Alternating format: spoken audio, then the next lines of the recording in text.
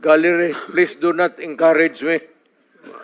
Okay, Mr. Stay President. Okay, Mr. President, it's now Senator Estrada who has the floor. Thank you, thank you. Thank you, Mr. Yes, Chair. sir. Alam niyo po, nag-mayor din po ako ng San Juan, kaya I know where the former president is Marami coming ka rin from. siguro pinatay, sir. Alam ko.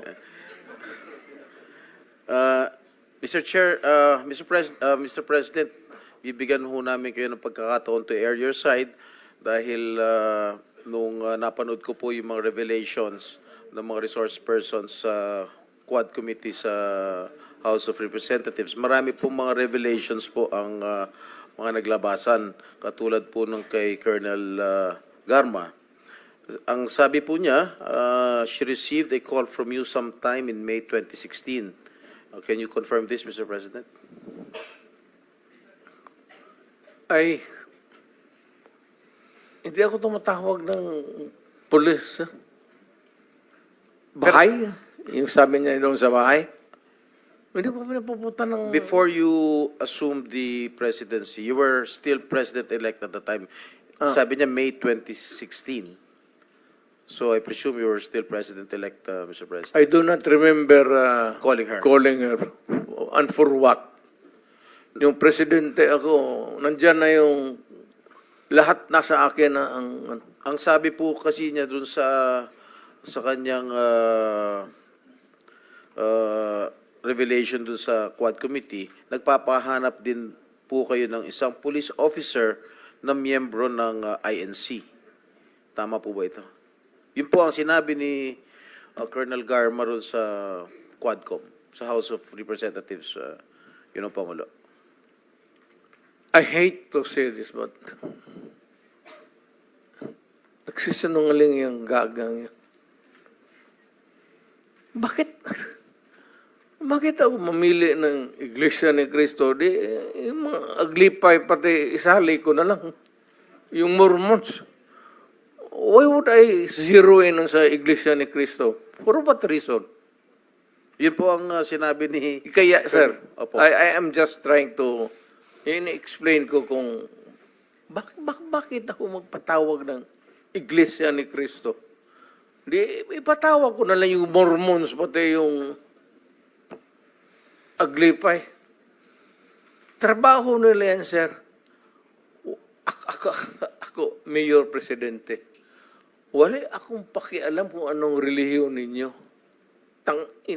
Trabaho kayo dyan. Alam nila yan. Alam nila yan kung paano ko sila murahin. Do not give me that shit to gutang. Mr. President, pero gaano niyo po kakilala tong si Colonel Garma? At kailan niyo po siya nakilala?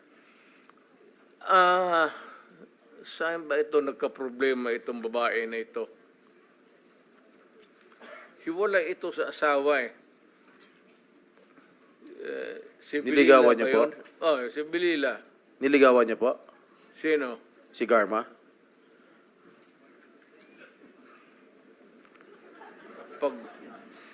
Kung wala na siguro akong ibang makita siya. Hindi, sir. Ganito naman. Hindi ko naman inaano. But, alam mo kasi, pag tao ko, alam nila yan. Parang close mo talaga. Kasi, ganun ako magtrato dito sa pulis eh. Ito sila, sir, mabutit nandito kasi puro dumaan ito sila sa akin. Ganun talaga ako Pero bakit ho siya nagsasalita ng, nagbibigay po ng revelation doon sa Quadcom na sinasabi nyo, hindi po totoo na tinawagan nyo po siya noong May of 2016 at nagpapahanap po kayo ng isang police officer na miyembro ng INC? Hanggang ngayon, sir, it's a mystery to me. Bakit ko siya tatawagan at bakit ko sabihin sa kanya maghanap ng Iglesia ni Cristo na marami namang pulis sa Davao na membro ng Iglesia ni Cristo?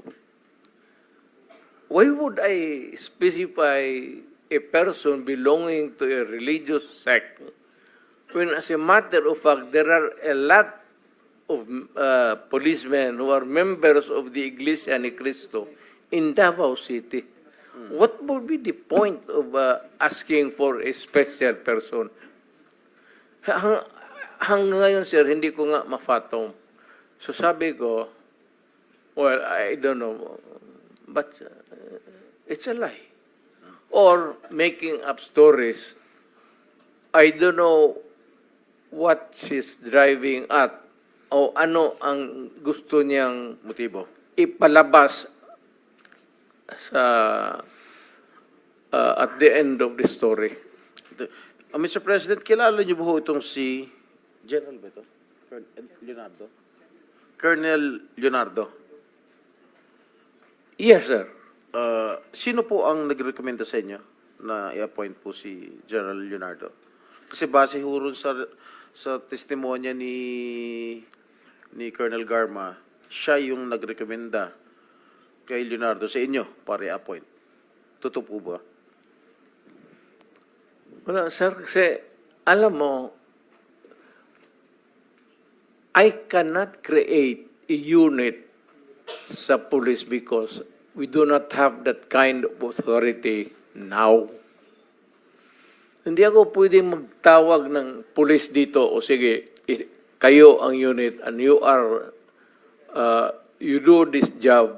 You have to clear it with the, at hindi papayag itong mga chief of police kasi meron yan silang organization mismo for drugs and for itong whatever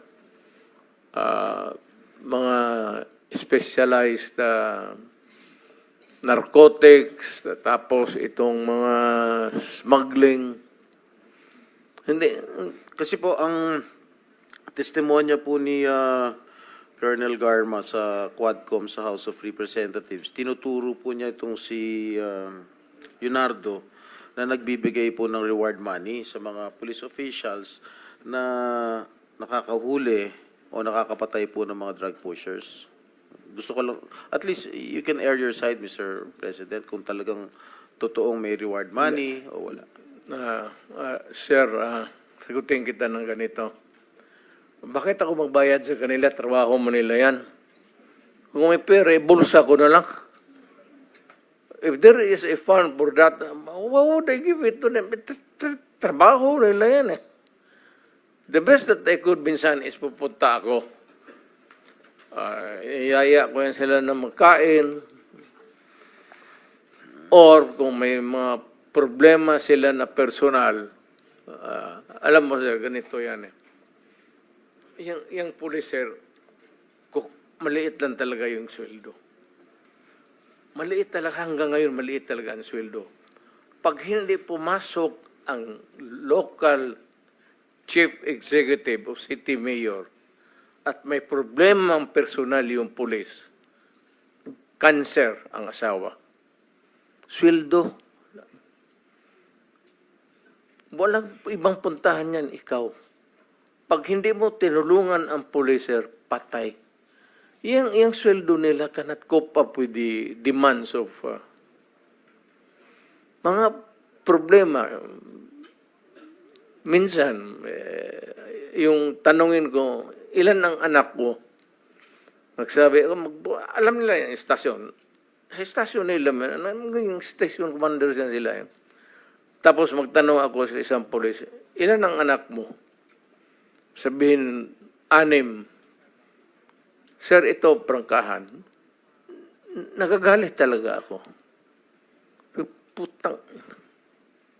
Sildo mo ng ganon, tapos sige ka, putulin ko yung, barilin ko yung,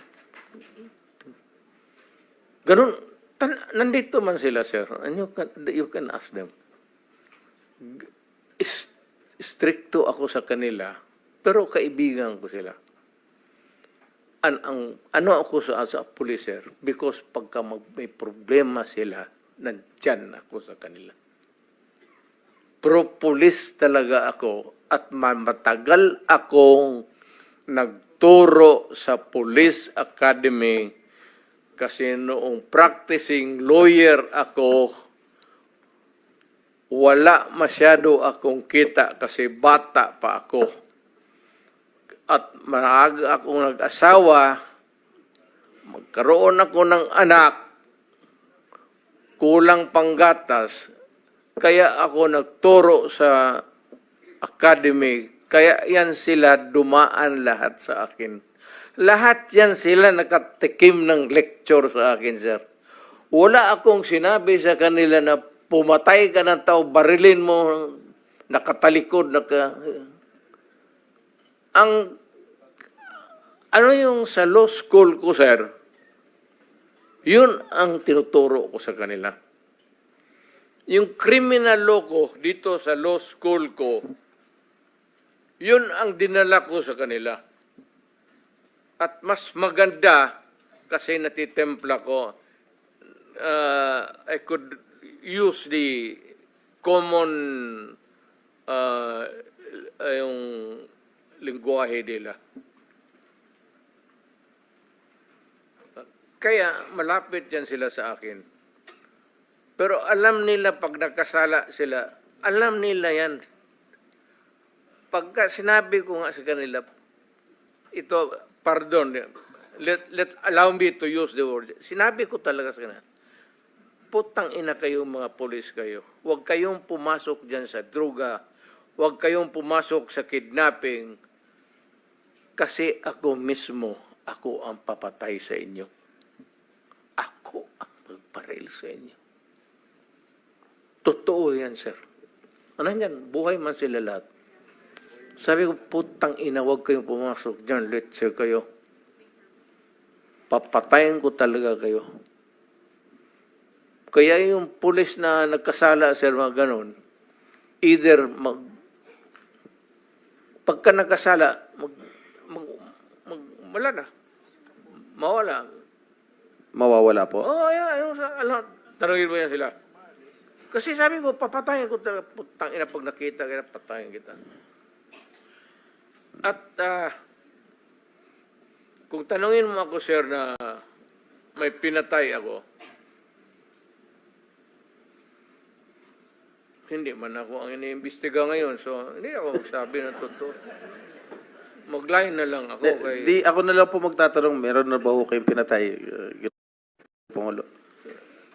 Sir, may may moment lalo na sa yung outrage.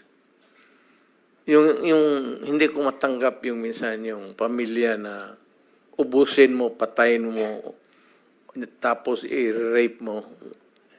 Mukhang sa akin yan, sir, talagang nawiwirla ako. Masyadong ang fuse ko dyan, mainit talaga ako. Alam nila yan. Kaya behave.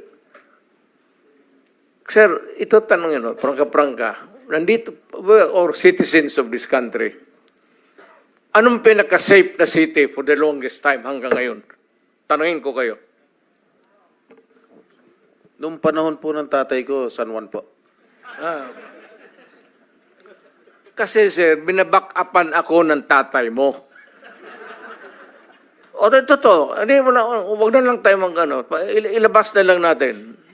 Ang sabi ng tatay mo sa akin, sir, you do what you have to do to make your city safe. Kasi ang Davao nababalitaan na maganda. Kaya ang Davao nag-flourish. Kaya ang Davao malinis. Kaya ang Davao ngayon, anytime maglakad ka, walang gagalaw sa iyo.